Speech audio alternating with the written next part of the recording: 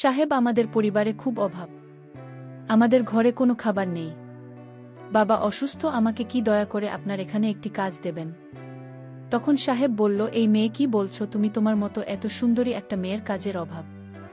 আমার এখানে অনেক কাজ আছে, তুমি কি আমার এখানে কাজ করতে পারবে?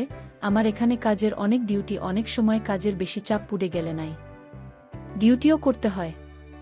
আমি বললাম, সাহেব সমস্যা নেই, আমার যে কোনো একটা কাজ প্রয়োজন, আমার ঘরে খাবার নেই। তারপর থেকে সাহেবের এখানে চাকরি করছিলাম। একদিন আমি নিত্য ডিউটি করছিলাম। হঠাৎ দেখলাম সাহেব আমায় পেছন থেকে ডাকছে।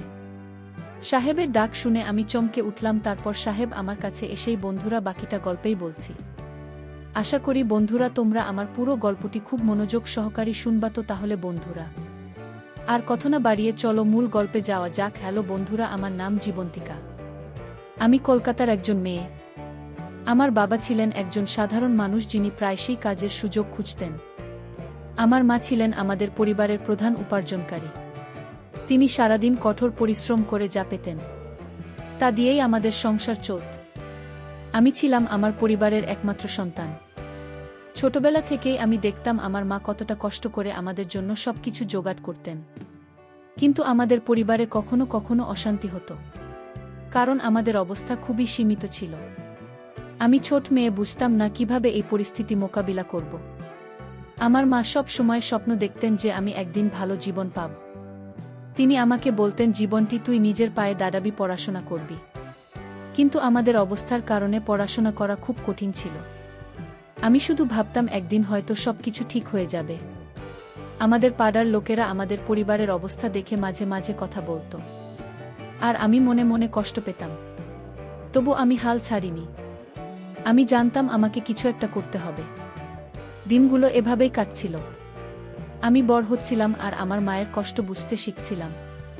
আমি যখন একটু বড় হলাম, তখন আমি আমাদের পরিবারের পরিস্থিতি নিয়ে প্রশ্ন করতে শুরু করলাম। আমি বাবাকে বলতাম, বাবা, আমাদের সংসারের জন্য আরও কিছু করার দরকার।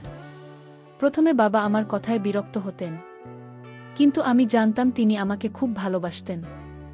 আমার কথার কারণে বাবা ধীরে ধীরে নিজেকে বদলানোর চেষ্টা করতে শুরু করলেন। আমাদের পরিবারে অশান্তি কমে এল, আর আমার মনে হলো হয়তো এবার সবকিছু ঠিক হয়ে যাবে। কিন্তু বন্ধুরা, জীবন এত সহজ নয়। আমার বয়স যখন 20, তখন আমাদের সংসারটা একটু ভালো চলছিল। বাবা মাঝে মাঝে কাজ করতেন, আর মা তখন কঠোর পরিশ্রম করতেন। আমি ভাবতাম আমাকে এখন কিছু করতে হবে, আমার এই অবস্থা থেকে বেরিয়ে আসতে হবে। কিন্তু আমার হাতে কি ছিল? আমাদের পরিবারের অবস্থার কারণে আমার জীবনে অনেক চ্যালেঞ্জ ছিল। একদিন সকালে আমি ঘুম থেকে উঠে একটা বড় ধাক্কা পেলাম। আমার মা আর আমাদের মধ্যে ছিলেন না। বন্ধুরা, আমার মায়ের চলে যাওয়া আমার জীবনটাকে যেন থামিয়ে দিল। আমি কিছুই বুঝতে পারছিলাম না। আমার মা ছিলেন আমার জীবনের একমাত্র আলো। তিনি চলে গেলেন আর আমি একা হয়ে গেলাম। মায়ের চলে যাওয়ার পর আমাদের সংসারে আবার অভাব বাড়তে শুরু করল। আমি কি করব কিছুই বুঝতে পারছিলাম না। আমি শুধু জানতাম আমাকে এখন কিছু একটা করতে হবে। আমার জীবনের পরবর্তী পথ কী হবে? বন্ধুরা, এই প্রশ্নের উত্তর খুঁজতে গিয়েই আমার জীবন এক নতুন মোড় নিল। মায়ের চলে যাওয়ার পর আমার জীবন যেন একটা অন্ধকার গলিতে ঢুকে পড়েছিল। আমি কিছুই ভেবে পাচ্ছিলাম না। বাবা আবার আগের মতো কাজকর্মের প্রতি উদাসীন হয়ে পড়লেন। তিনি আমাদের সংসারের দায়িত্ব নিতেন না। আমি একা বাড়িতে বসে ভাবতাম, এই জীবন থেকে বের হওয়ার কোনো পথ আছে কি? আমার হাতে কিছুই ছিল না। শুধু ছিল মায়ের স্মৃতি আর আমার নিজের ইচ্ছাশক্তি। আমাদের বাড়িতে খাবারের অভাব দেখা দিল। বাবা কোনো কাজ করতেন না, আর মা তো আর ছিলেন না। আমি পাড়ার কিছু লোকের কাছে সাহায্য চাইতে গেলাম, কিন্তু আমাদের পরিবারের অবস্থার কারণে কেউ এগিয়ে এলো না। কেউ কেউ বলতো, তোর বাবা তো কিছু করেন না, তোকে কে সাহায্য করবে? আমার মনে হতো এই পৃথিবীতে আমার জন্য কোনো জায়গা নেই। তবু আমি হাল ছাড়লাম না। আমি ভাবলাম আমাকে কিছু একটা করতেই হবে। একদিন আমি সাহস করে আমাদের পাড়ার একজন প্রভাবশালী ব্যক্তির বাড়িতে গেলাম। আমি ভাবলাম হয়তো তিনি আমাকে কোনো কাজ দিতে পারেন। তিনি আমাকে দেখে বললেন, তুমি এখানে কেন এসেছো? আমার কাছে তোমার জন্য উপযুক্ত কোনো কাজ নেই। আমি বুঝলাম তার কথায় আমার জন্য কোনো সুযোগ নেই। আমি চুপচাপ বাড়ি ফিরে এলাম। আমার মনে হলো সৎ পথে এগিয়ে যাওয়া কতটা কঠিন। আমার জীবন যেন একটা দুঃস্বপ্নের মধ্যে ঘুরছিল। আমি রাস্তা দিয়ে হাঁটতে হাঁটতে ভাবছিলাম এবার আমি কি করব, হঠাৎ পেছন থেকে একজন আমাকে ডাকলেন। এই যে শুনুন। আমি ফিরে তাকালাম, একজন ভদ্রলোক আমার দিকে এগিয়ে এলেন। তিনি বললেন, আমার নাম রিতান কুণ্ডু। আমি শহর থেকেই গ্রামে এসেছি। আমি রাতুল মণ্ডলের বাড়ি খুঁজছি। আপনি কি আমাকে পথ দেখাতে পারবেন? আমি তাকে রাতুল মণ্ডলের বাড়ির দিকটা দেখিয়ে দিলাম। রিতান বাবু আমাকে ধন্যবাদ দিয়ে বললেন, আপনি যদি কিছু মনে না করেন তাহলে আমাকে আরেকটু সাহায্য করতে পারেন। আমি জিজ্ঞেস করলাম, কি সাহায্য? তিনি বললেন, আপনি কি আমাকে রাতুল মণ্ডলের বাড়ি পর্যন্ত নিয়ে যেতে পারবেন? আমি একটু ভেবে রাজি হলাম। আমি তাকে বাড়ি পর্যন্ত নিয়ে গেলাম। পথে তিনি আমার সঙ্গে কথা বলতে লাগলেন। তিনি বললেন তিনি শহরে থাকেনও এবং একজন ব্যবসায়ী। তার কথাবার্তায় মনে হলো তিনি ভদ্র এবং সৎ মানুষ। রাতুল মণ্ডলের বাড়ি পৌঁছে তিনি আমাকে একটা কার্ড দিলেন। বললেন, এটা আমার কার্ড। যদি কখনো কোনো প্রয়োজন হয় আমাকে ফোন করো, আমি যতটা কারি সাহায্য করব। আমি কার্ডটা হাতে নিয়ে দেখলাম। তার কথায় আমার মনে একটু আশার আলো জ্বলল। আমি তাকে আমার পরিবারের অবস্থার কথা খুলে বললাম। তিনি বললেন, আমি তোমার সমস্যা বুঝতে পারছি। আমি দেখব তোমার জন্য কি করা যায়। রিতানবাবু আমাকে জিজ্ঞেস করলেন, তুমি পড়াশুনো কতদূর করেছ? আমি বললাম, আমি এসএসসি পাশ করেছি, কিন্তু তারপর আর পড়াশোনা করতে পারিনি। তিনি একটু ভেবে বললেন, আমার কাছে কিছু কাজ আছে। তুমি যদি পরিশ্রম করতে প্রস্তুত থাকো তাহলে আমি তোমাকে একটা কাজ দিতে পারি। আমার মনে হলো এই সুযোগটা আমার জীবন বদলে দিতে পারে। আমি বললাম, অবশ্যই সাহেব, আমি কঠোর পরিশ্রম করতে প্রস্তুত। দয়া করে আমাকে একটা কাজ দিন। তিনি বললেন, ঠিক আছে, তুমি আগামী সপ্তাহে আমার এই নম্বরে ফোন করো। আমার ঠিকানা অনুযায়ী চলে এসো। আমি দেখব তোমার জন্য কি ব্যবস্থা করা যায়। তার কথা শুনে আমার মনে একটা নতুন আশা জাগল। আমি ভাবলাম হয়তো এই সুযোগ আমার জীবনে নতুন দিশা দেখাবে। কিন্তু বন্ধুরা, আমি তখনও জানতাম না যে এই সুযোগ আমাকে কোনো পথে নিয়ে যাবে। রিতানবাবুর কথা আমার মনে একটা নতুন আশার আলো জ্বালিয়ে দিয়েছিল। আমি ভাবলাম এই সুযোগ আমার জীবন বদলে দিতে পারে। আমি তার দেওয়া কার্ডটা বারবার দেখতাম আর মনে মনে ভাবতাম এবার হয়তো আমার জীবনের একটা নতুন অধ্যায় শুরু হবে। সপ্তাহ ঘুরে গেল আর আমি ঠিক সময়ে তার নম্বরে ফোন করলাম।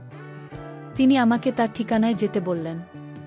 আমার মনের মধ্যে একটা অজানা উত্তেজনা কাজ করছিল। রিতনবাবুর দেওয়া ঠিকানায় পৌঁছে আমি অবাক হয়ে গেলাম।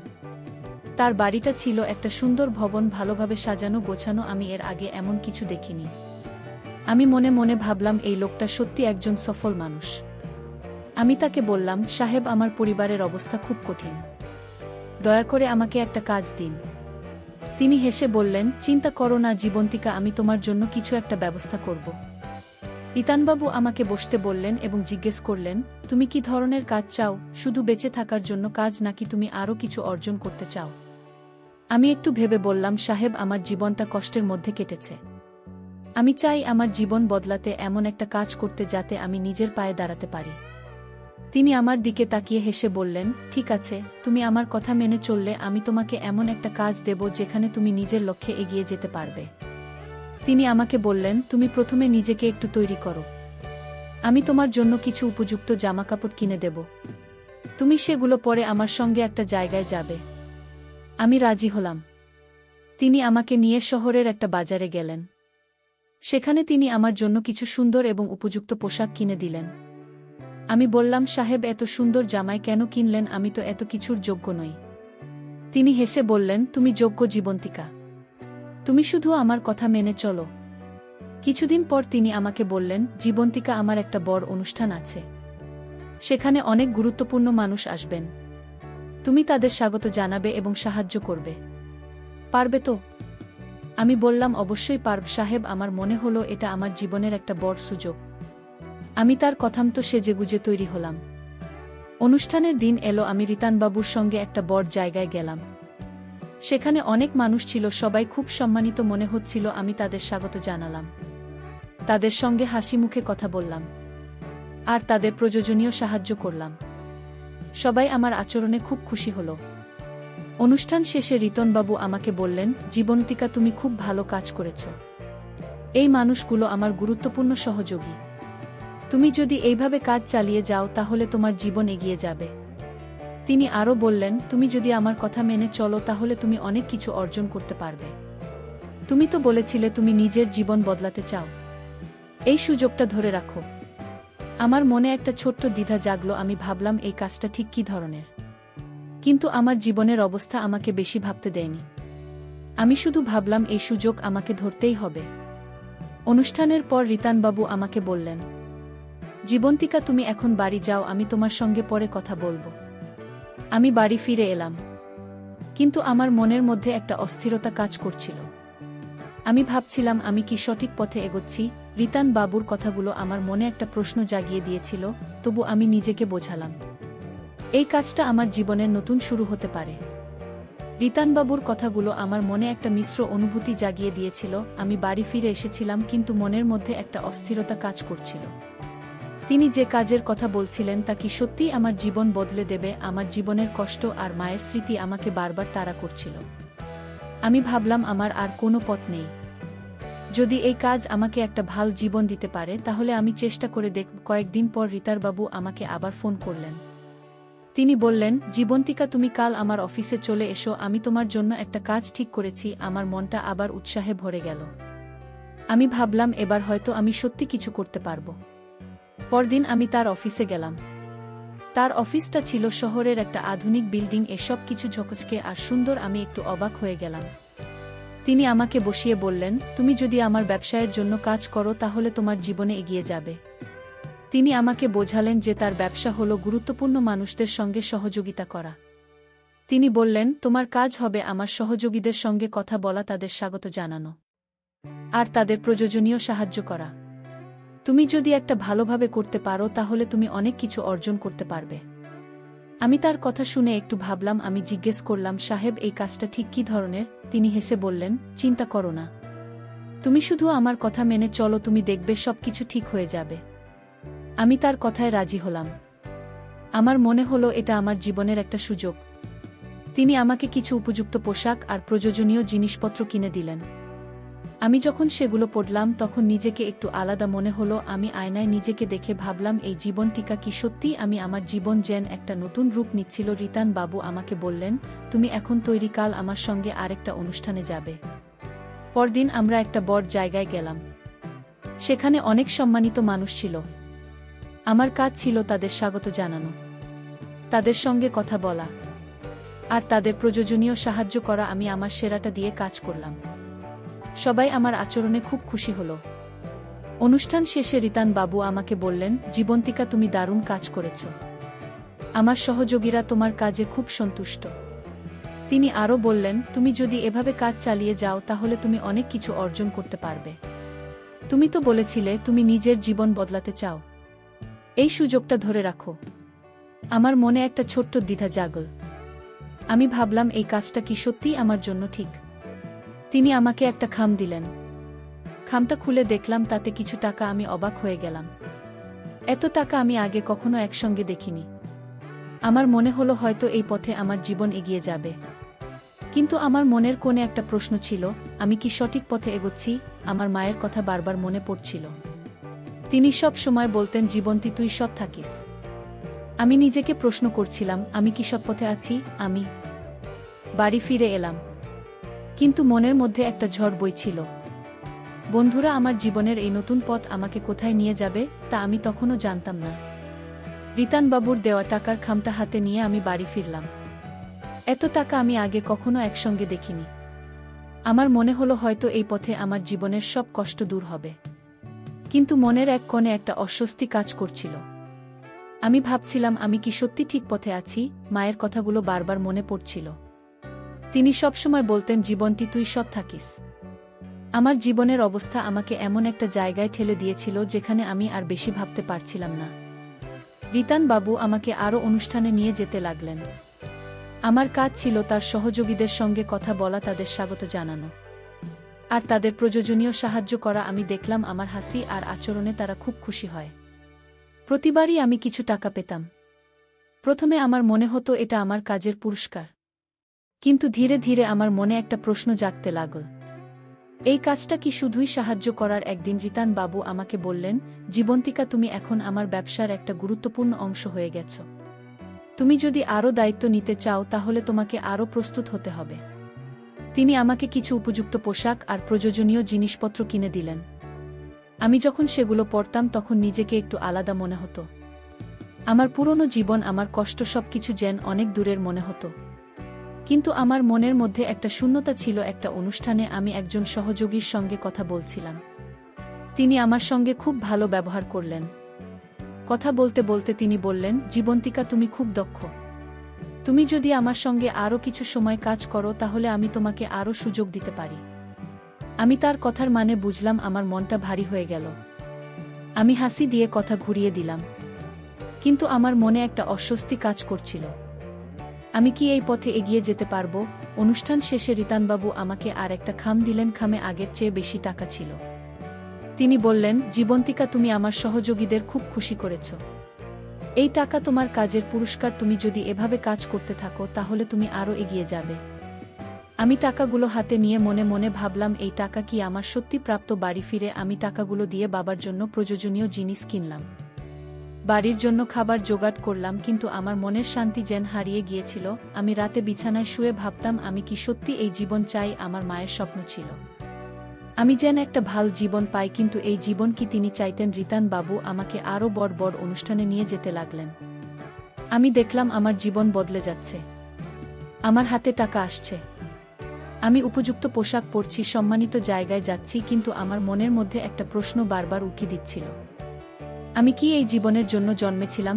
একদিন রাতে আমি আয়নার সামনে দাঁড়িয়ে নিজেকে দেখলাম। আমার পরনে উপযুক্ত পোশাক, হাতে কিছু জিনিসপত্র, কিন্তু আমার চোখে কোনো আলো ছিল না। আমি নিজেকে প্রশ্ন করলাম, জীবন্তিকা, তুই কোথায় যাচ্ছিস? এই পথ কি তোর জন্য? আমার জীবন যেন একটা ঝড়ের মধ্যে দিয়ে চলছিল। রিতানবাবুর সঙ্গে কাজ করতে করতে আমি অনেক টাকা পাচ্ছিলাম। উপযুক্ত পোশাক আর নতুন জীবনযাত্রা এখন আমার জীবনের অংশ হয়ে গিয়েছিল। কিন্তু প্রতিবার যখন আমি আয়নার সামনে দাঁড়াতাম, আমার প্রতিচ্ছবি দেখে মনে হতো, এই জীবন্তিকা কি সত্যিই আমি? আমার মনের মধ্যে একটা শূন্যতা ক্রমশ বড় হচ্ছিল। আমি যে স্বপ্ন নিয়ে বড় হয়েছিলাম তা কোথায় হারিয়ে গেল? একদিন রিতানবাবু আমাকে একটা বড় অনুষ্ঠানে নিয়ে গেলেন। সেখানে অনেক সম্মানিত মানুষ ছিলেন। আমি আমার কাজ করছিলাম, হাসি মুখে তাদের সঙ্গে কথা বলা, তাদের সাহায্য করা। কিন্তু সেদিন একজন সহযোগী আমার সঙ্গে কথা বলতে বলতে বললেন, জীবন্তিকা, তুমি খুব দক্ষ, তুমি এ কাজ করছো কেন? তুমি তো আরও ভালো কিছু করতে পারো। তার কথাগুলো আমার মনে গভীরভাবে আঘাত করল। আমি হাসি দিয়ে কথা ঘুরিয়ে দিলাম, কিন্তু আমার মনের মধ্যে একটা ঝড় শুরু হয়ে গেল। সেই রাতে আমি বাড়ি ফিরে এলাম। আমার হাতে ছিল আরেকটা টাকার খাম, কিন্তু এবার আমি সেই টাকা দেখে খুশি হতে পারলাম না। আমি ভাবলাম, এই টাকা দিয়ে আমি কি পেলাম? আমার মায়ের স্বপ্ন ছিল আমি যেন একটা সম্মানজনক জীবন পাই, কিন্তু আমি কি সত্যি সেই জীবন পেয়েছি? আমার জীবন বাইরে থেকে ঝকঝকে, কিন্তু ভেতরে ভেতরে আমি যেন ফাঁপা হয়ে গেছি। আমি রাতভর ঘুমাতে পারলাম না।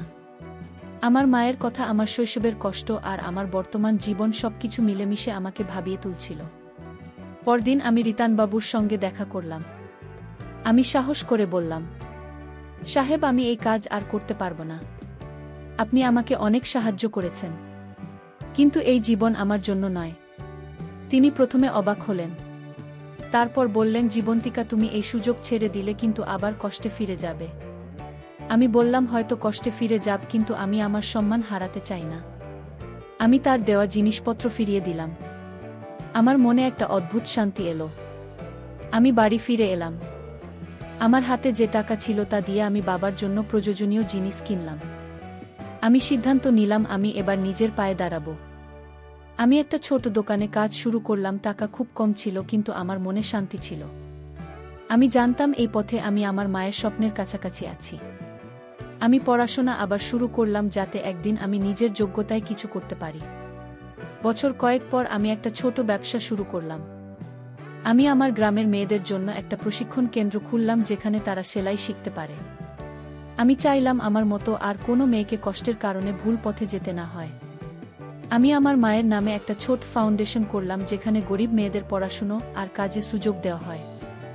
আমার জীবন এখন আর আগের মতো নয়।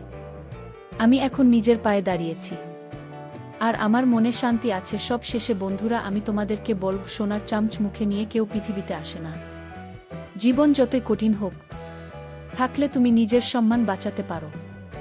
আমি একটা ভুল পথে কিছুদিন হেঁটেছিলাম। কিন্তু আমি ফিরে এসেছি। আমি বুঝতে পেরেছি টাকাই জীবনের সবকিছু নয়। আমার মায়ের স্বপ্ন, আমার নিজের সম্মান, এগুলোই আমার জীবনের আসল সম্পদ। বন্ধুরা, ভিডিওটি যদি তোমাদের ভালো লাগে তাহলে লাইক, শেয়ার এবং সাবস্ক্রাইব করে পাশে থেকো। আর এতক্ষণ তোমরা ধৈর্য ধরে গল্পটি শোনার জন্য তোমাদেরই সবাইকে অসংখ্য ধন্যবাদ।